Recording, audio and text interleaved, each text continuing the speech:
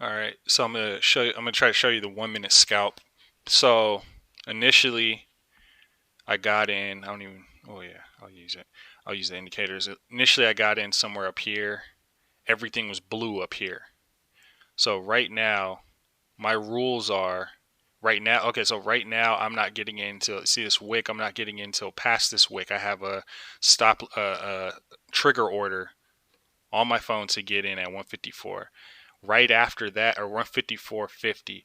Right after that, I'm setting a stop limit order uh, under the red. Basically, what price is at 153. See, I didn't get triggered. Not yet. This candle's going to close in 25 seconds. It'll probably break it and then close above this candle wick here. We'll see. The ultimate target is 157, but this is a scalping session. I also start with I only do 25% when I'm in the trade, or at least I'm making that my rule to keep it really safe because you can go in and let greed take over and try to go up more and more and more like it's a casino. But you want to stay with you want to. One of my rules I've created for myself is the more I go into a trade, the further I go into it, the less leverage I'm using. The less leverage and the less money I'm using.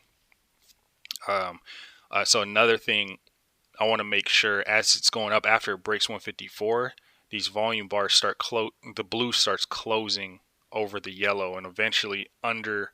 See, we have support under here. You're really not going to see anything under 153 for current price action until the yellow starts drawing backwards. And I think these candles move every like 5 seconds or so.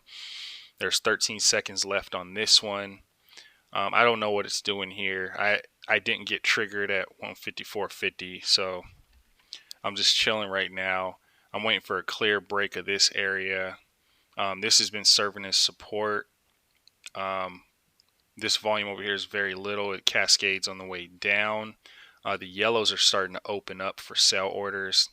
Um, if we don't bounce here at 153, it's probably going to continue down. And I don't know where it's going to go from there. Probably to wherever that purple is. I don't know why that purple is there. What the hell is that? I've never known what that is. I think it's just the VPVR like average that's going on.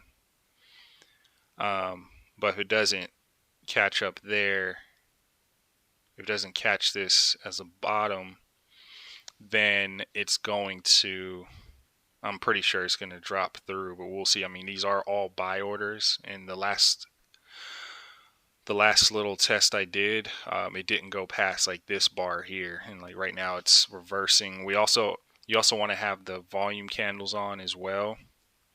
You can probably use these indicators on the 1 minute. We're at the bottom. If we go to the 5, we're riding along the top.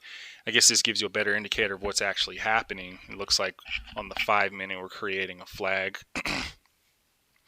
It could break down. It's flagging, but we're at the top, or it could not because we go to the 15. We still have a little bit we can move. We probably won't move too much higher, so I might get wicked out and stopped out as soon as I put my order in. From what I'm seeing here, if I get executed, it's having trouble getting past this area or deciding what it wants to do at what is 153.50. So we'll see. I did the same thing with Tezos. Tezos chart is so ugly. Look at this. Look at that. Look at that shit. Shitty. Shit and shitty. But Tezos owes me money. So I got on Tezos on this candle. On this breakout here. I guess that was before 7 o'clock. It can continue. I don't trust Tezos, not one bit. I mean, you can go into the 1 minute and same principles apply. You don't want to trade this. Yeah, you want to use. I didn't even have the MAs on Litecoin. I need to turn those on. The MAs help. So I don't know if that counts. Yeah, let's say it counts. We got to bounce off of the 21 day. We rode up, coming back down. We'll probably bounce off of the. Yeah, we did. bounce off of there, and then we're either going to do a lower higher or a higher low. Then next time we come down, it's probably going to be this area again, up, and then we're going to come back to yellow and then back to purple, and then we'll finally make our real move up. That's typically how I've found it to work. You really don't need any other indicators. Declining volume, declining price, sideways price. We're probably going to break out there somewhere soon. I'm not playing the Tezos right now. Litecoin's way cleaner than Tezos, so that's why I'm playing it. So we got that little bounce from this area. We're still yellow over here. So until we break above, we'd need volume to push above this yellow and create some FOMO for these sellers in this area, or these late buyers in this area. Then those close to blue. We're having trouble with 154 for some reason. It's a flag pattern, 1-2, higher low, flat top. So we need to get it past 154 before anything happens. And that's why, I mean, I could have did 154, but I would have got wicked out right there and came back down. It would have been uncertain. I probably would have closed here anyways, right there at the wick. So it's best to just wait and get above this wick up here, 153. And I'm telling you, this is like whale club. It's like a true test of how greedy are we, how in control of our emotions are we, and good opportunity to take a deep breath. I got really upset on Tezos as I was underwater for a second, but I knew it was going to bounce in a certain area. Right here, what did I see? Oh, yeah, I was waiting for this 21-day bounce, and we got the 21-day bounce. And if you zoom in, is also, what was it? I was waiting for the 21-day bounce. That's the only thing that saved me. Otherwise, I would have lost like 100. So I got filled on Litecoin. Let's see if we're going higher. We're going higher. So now I need to set my stop limit. What they get me at? They put me in at 154.46. So now I need to set my sell stop limit. We're going to put it at like 153.50. I don't want to lose too much because I did go in 25%. If it goes back to 23.50, then it wasn't meant to be. Close positions only 49. Let's see if it pushes up a little bit more. Let's see if these yellows start to close here, or if it starts expanding. And then we're also going to see these grow. See, that second one grew right there. See how we're down to 154 already. Let me put that sell order in. Got some red. And I don't care if I lose $6. Oh, well. That would put me down. Yeah. Well, that sucks. I'm going to get wicked out.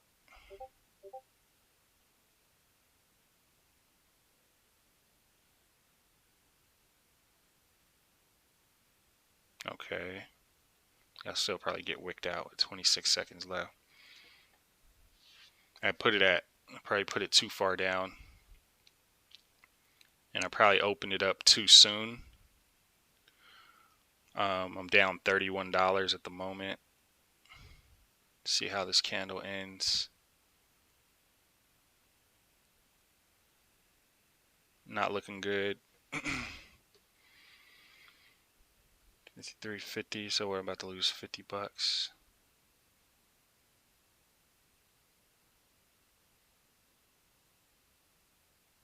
Yep, got filled out. So I need to wait. I mean, it's probably going to still range from here. It probably wicked me out. I probably, let's see, let's zoom out for a sec. Maybe I have to wait for a solid close. Okay. Lost $50, but I'm up like 250.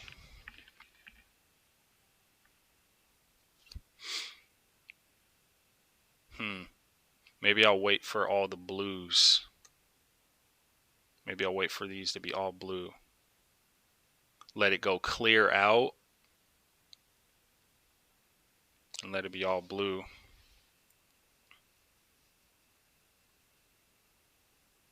Let's see, so that's a lower high. Or another thing you can do, if you see that red, like I mentioned before, if you see that red coming and it starts pushing down, or maybe even a second little red candle and more of this yellow coming in, then just hit the market close instead of waiting for a price. I'm probably gonna just stick to that. I'd rather lose like $6 on one bad trade than wait to lose 50.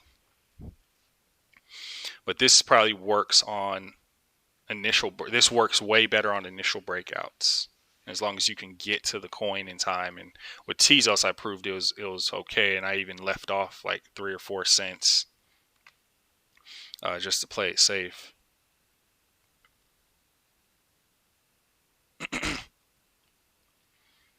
Like, I wait for an alert. Let me see if any alerts. Fred Van Fleet 54. God dang. Litecoin. Saba. I think that's one. Coworkers.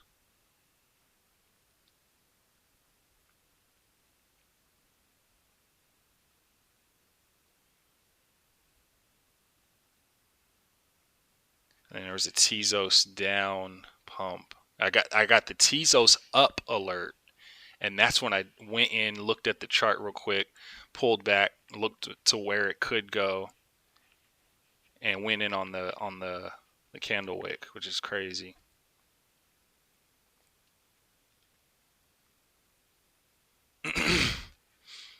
So yeah, so it was Tezos down like 16 minutes ago. I don't know what price that was at. Let's just play Litecoin for a minute. I'm going to try to record one when I'm catching an initial breakout. All right, so we watch the volume down here, volume up there. We have declining volume on this flag, so we should be good. Declining MACD, if we can get a turn on the MACD. It looks like we're getting a pinch there. If we can close that out. 5 minute.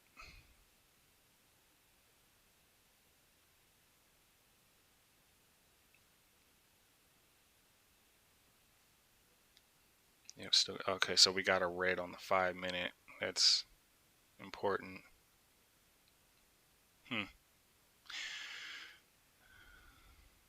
Yeah, I'm in the video here. I'll wait for this closeout. 3 minutes. See what happens. Because what, green doji in the middle of the body is still a bear symbol, bear sign. Ethereum still pushing its ass.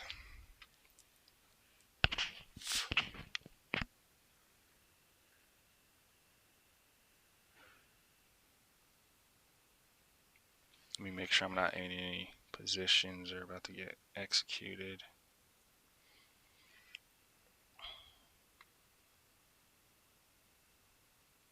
Dot, do we go back into dot? Nope. Oh yeah, I'm waiting for dot. I am waiting for a break above 762. Just playing it safe from now on. I ain't playing games no more. Learned my lesson yesterday. Wasting time and missing out on money. Trying to play these in-betweens.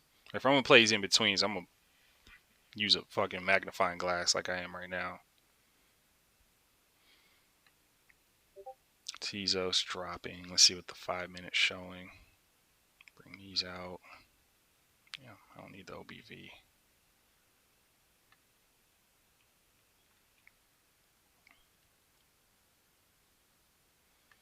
You don't need to be that big.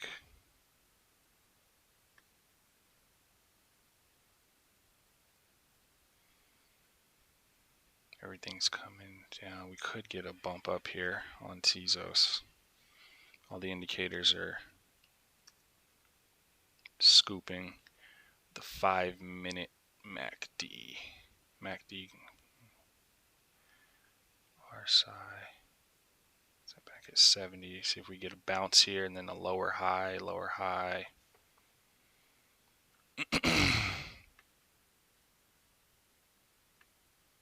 Not very much in it. Lower high would still be 312. Not much in it, I don't think. I don't think it's worth it. Well, Litecoin's trying again. Let this end. Let's see what's going on. It's going to need some volume to convince me. Let's zoom out, see what. Yeah, volume. I mean, looks okay. The breakout. If this one ends above, starts anew.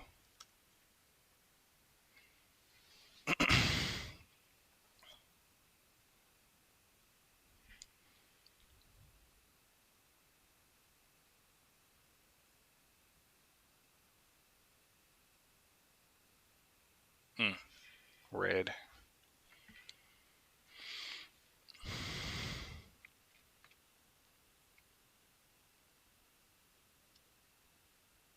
Not much going on here. Uncertainty. More uncertainty here with Tezos than with Litecoin. Litecoin at least has some support in this area. Slight support.